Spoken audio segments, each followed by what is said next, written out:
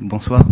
Nous sommes confrontés de plus en plus dans la ville à des comportements non respectueux des règles de stationnement, des personnes qui stationnent leur voiture sur les trottoirs, sur les passages piétons, sur les bandes cyclables, au mépris du respect de la sécurité des personnes à mobilité réduite, des piétons, des familles avec poussettes et des cyclistes.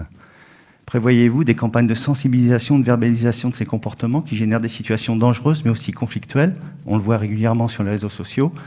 Pourquoi ne pas aussi expérimenter la sanctuarisation des entrées et sorties d'école qui sont des hauts lieux de ces infractions? Merci. Merci, M. Goy. Y a-t-il d'autres demandes d'intervention? Madame Baer-Robinson. Ce que vous évoquez sont effectivement des stationnements non respectueux du code de la route et là qui encourent jusqu'à 135 € d'amende, notamment sur les trottoirs, etc. Je comprends que vous profitez du prétexte de cette délibération pour nous interroger de manière plus large. Ce que je veux dire, pour compléter les propos de Madame Baer-Robinson, c'est que, bien sûr, l'activité de la police municipale ne se limite pas au forfait post-stationnement. Elle va aussi sur le stationnement illégal, gênant, dangereux, avec la mise en place de ces amendes de 135 € qui, elles, conservent un caractère pénal, sont contestables pénalement et sont délivrées dans ce contexte. Nous pratiquons évidemment des campagnes de sensibilisation, mais surtout des campagnes de verbalisation sur ces sujets. Alors il y a toujours, compte tenu du nombre de kilomètres de pistes cyclables, du nombre d'écoles, du nombre de secteurs, des endroits, du nombre de passages piétons, des endroits où on ne peut pas être en permanence, quelques réflexions à haute voix. D'abord, il faut avoir le courage de dire que les 2/3 des problèmes que nous avons aux abords des écoles sont le fait des parents d'élèves eux-mêmes. Que la plupart du temps, ceux qui critiquent sont parfois eux-mêmes directement dans des situations douteuses en termes de légalité. Deuxièmement, nous aurons des questions à nous poser potentielles sur la vidéo-verbalisation. Ça ne fait pas aujourd'hui partie des axes que nous avons retenus, mais si c'est un sujet qui monte et qu'on s'aperçoit qu'on a un certain nombre de comportements qui sont dangereux sur lesquels on n'arrive pas à lutter de manière autre, la lecture des plaques d'immatriculation, pour être capable de considérer que là, il y a une mise en danger de la vie de quelqu'un, peut être un moyen d'aller délivrer des amendes de 135 € sur la base d'un comportement qui est pénalement répréhensible.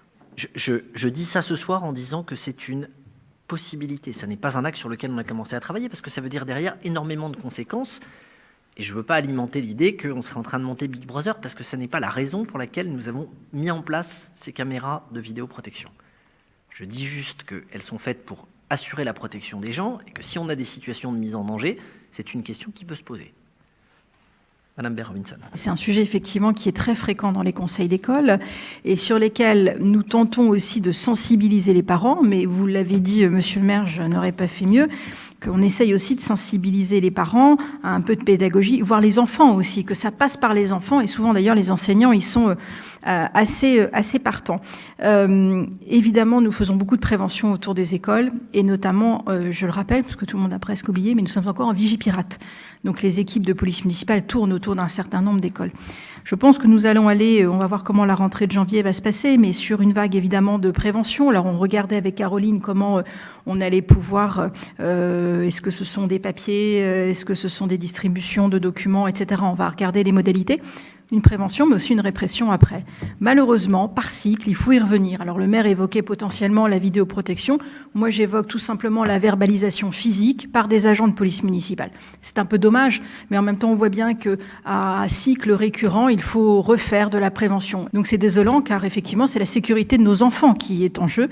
Donc, je ne peux que partager. Et moi, ce qui m'inquiète, ce sont certains comportements de parents aujourd'hui qui dérapent et dont les enseignants nous font part, parce qu'effectivement, il faudrait quasiment pouvoir rentrer dans la cour de l'école avec la voiture. Et or, les écoles ne sont pas des drives. Donc, à nous de réguler aussi.